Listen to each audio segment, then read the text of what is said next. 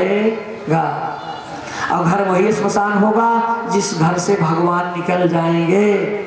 भगवान जिस घर में रहेंगे, भगवान तो उसी घर में रहेंगे। प्रविशत हृतेषाम भक्ति सूत्रोपनद्धा, जहाँ पर भक्ति है, जहाँ पर सत्कर्म है, उस घर में भगवान रहेंगे। और जहाँ दुष्कर्म होगा, दुराचार होगा, कुकर्म होगा, वहाँ से भगवान चले जाएंगे।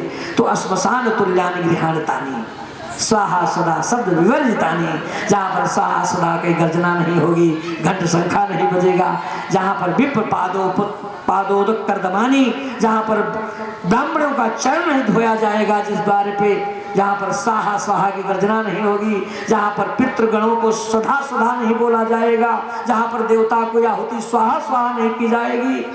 श्मशान तुल्यानि गृहाणतानि न शास्त्र शंख ध्वनि गर्जतानि, जहाँ पर शास्त्र शंख की गर्जना नहीं होगी वो घर श्मशान है। अर्थात यही, इसलिए घर श्मशान नहीं बनावे, लेकिन धुंधकारी ने घर को श्मशान बना दिया।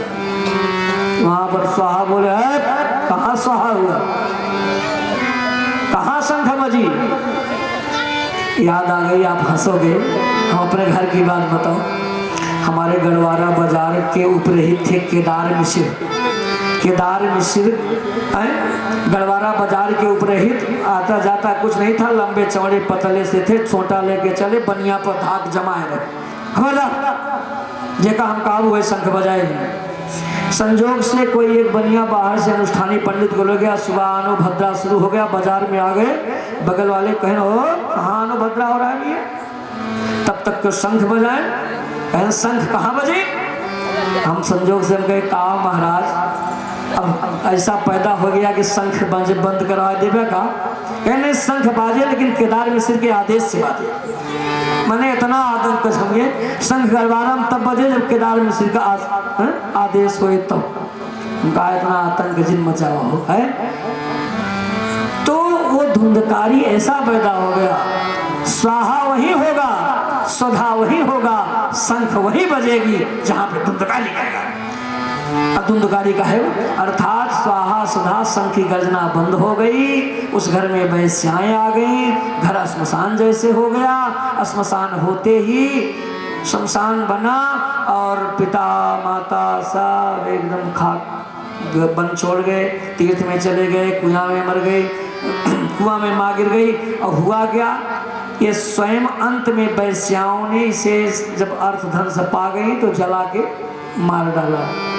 तब तंगार समूहांश रश्मि सहबद्ध, रस्सियों से गला बांध दिया और आग का अंगारा मुंह में डाल दिया, मरा। अकाल मृत्यु ही प्रेत बना। धुंधकारी को मृत्यु का पता गोकर्ण को चला तो तीर्थों में जाके पिंडदान किया कि भाई है, लायक हो या ना लायक हो है भाई। लेकिन आज जब पिंडदान सब तीर्थों में करके एक दिन अपनी जन्मभूमि में आए, सायंकालीन संध्या कर रहे थे तो बड़ा भयंकर रूप में जाके पास पहुंचा, रोने लगा। छत्रकार आप कौन हो?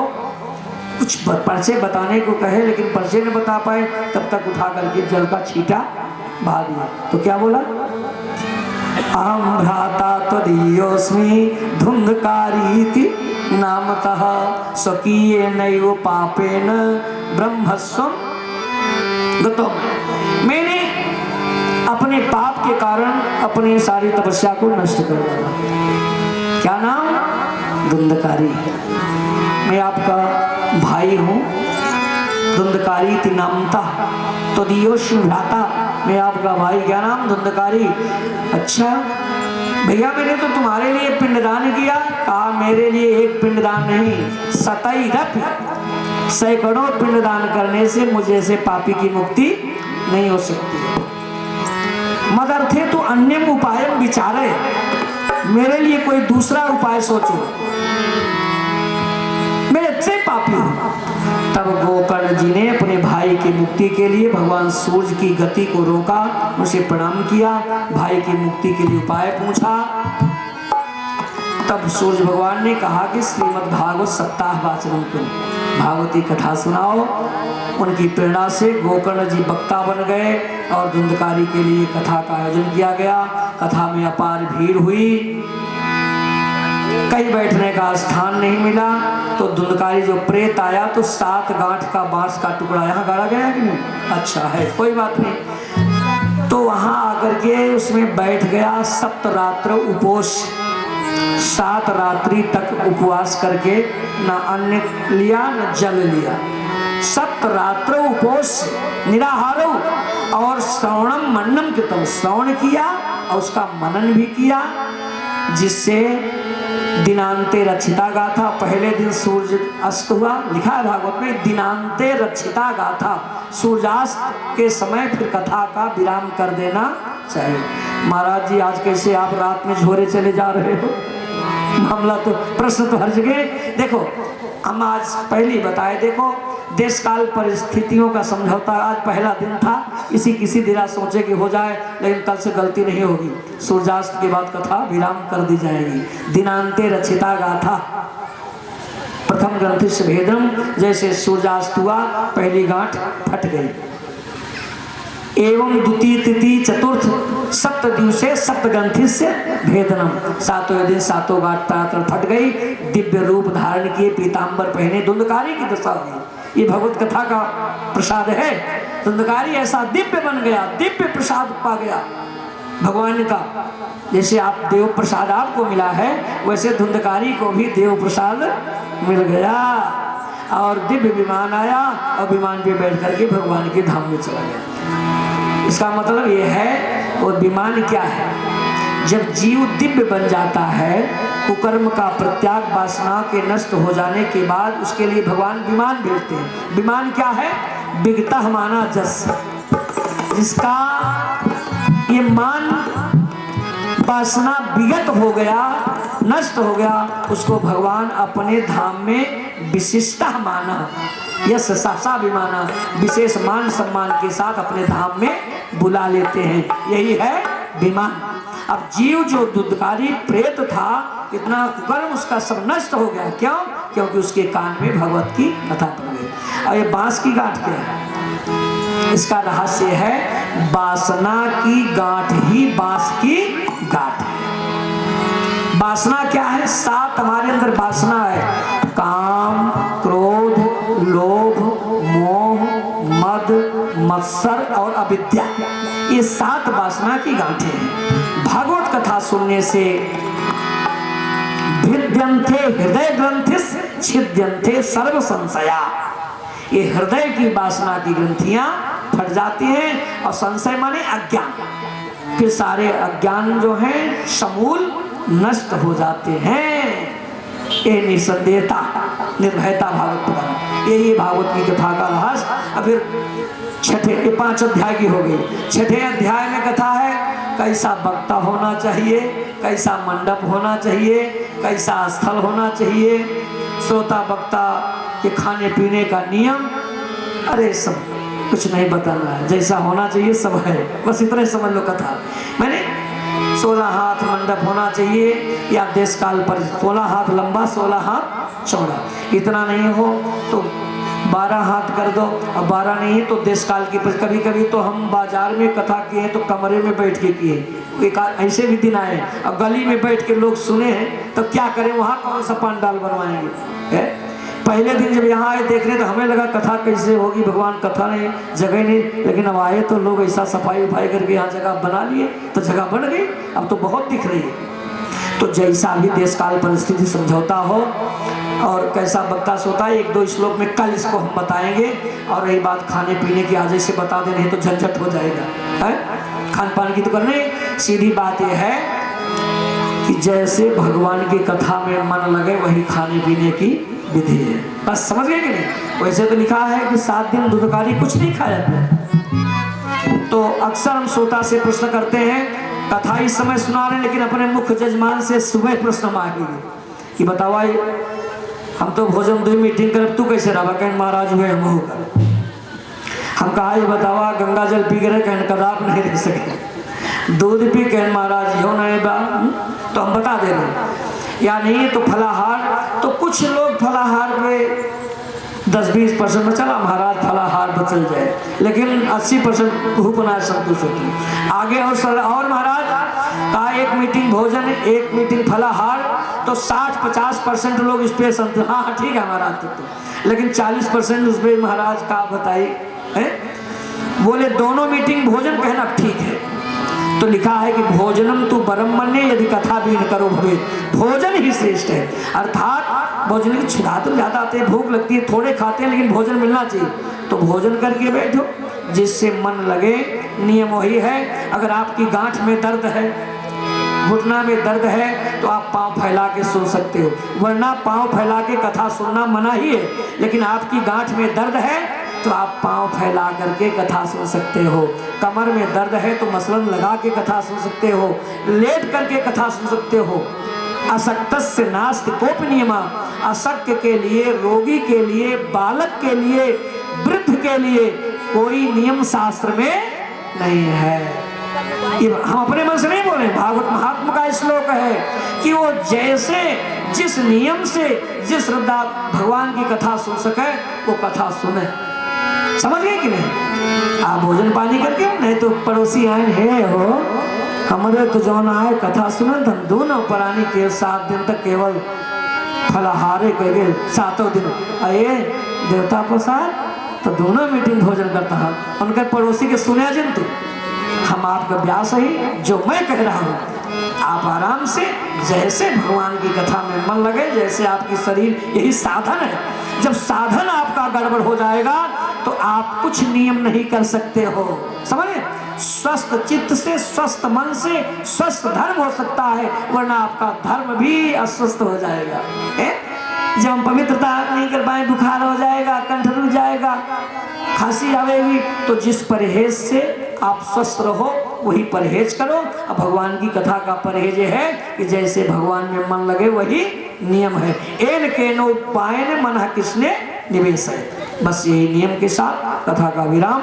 आइए दोबारा भगवत नाम संकीर्तन, फिर भागवत भगवान की आरती, और कल की कथा 1:30 बजे से 5 बजे तक आप सब हर हालत में 2 बजे उपस्थित। 2 बजे से हम कथा शुरू कर देंगे, पौने 2 ही 5 मिनट 10 मिनट पहले ही बैठेंगे।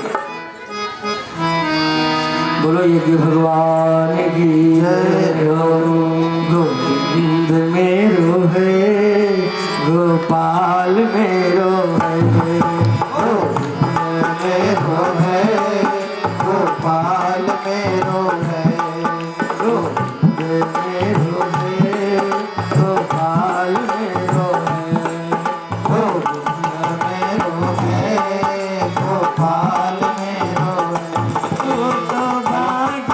बिहारी लाल मेरो है, ओ तो भागे बिहारी लाल मेरो है, ओ तो भागे बिहारी लाल मेरो है, ओ तो भागे बिहारी लाल मेरो है, गोविंद मेरो है, गोपाल मेरो है, गोविंद मेरो है, गोपाल मेरो है, गिरिराज मेरो है, गिरिराज मेरो है, गिरिराज मेरो है, गिरिराज मेरो है, गिरिराज मेरो है, गिरिराज मेरो है, गिरिराज मेरो है, गिरिराज मेरो है,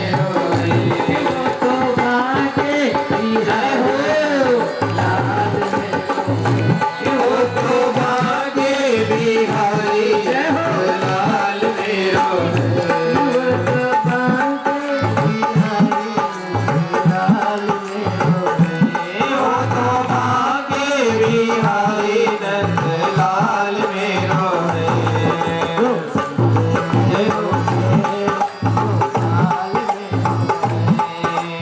गोविंद मेरो है, गोपाल मेरो है, गोपाल मेरो है, गोविंद मेरो है, गोपाल मेरो है। आरती की ताली बनिए, आप सब खड़े हो जाएं, आरती आप जला लें, उठ जाएं, आरती करें भागवत भगवान की।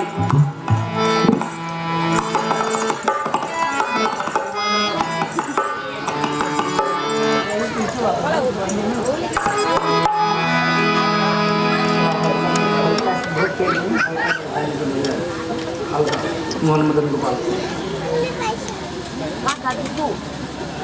बहुत तेज नहीं हल्का सा।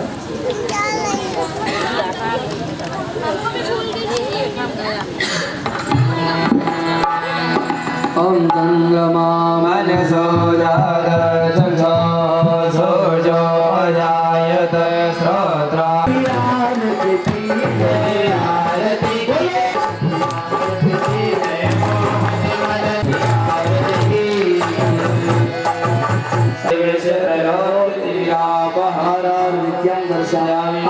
मुख्य यजमान अतिथि थाली में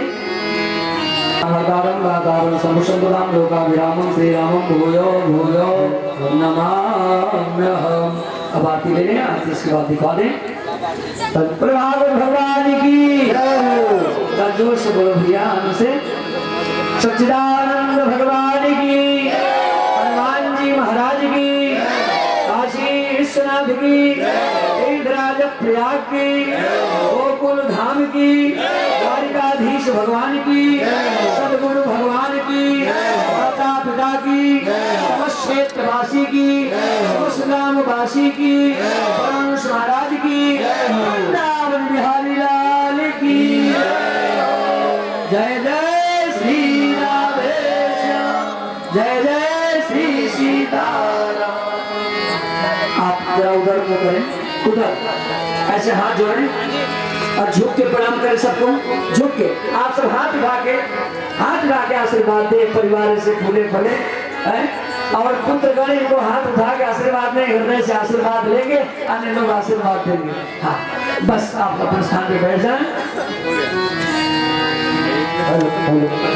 बाबा भगवान की आरती जा रही है।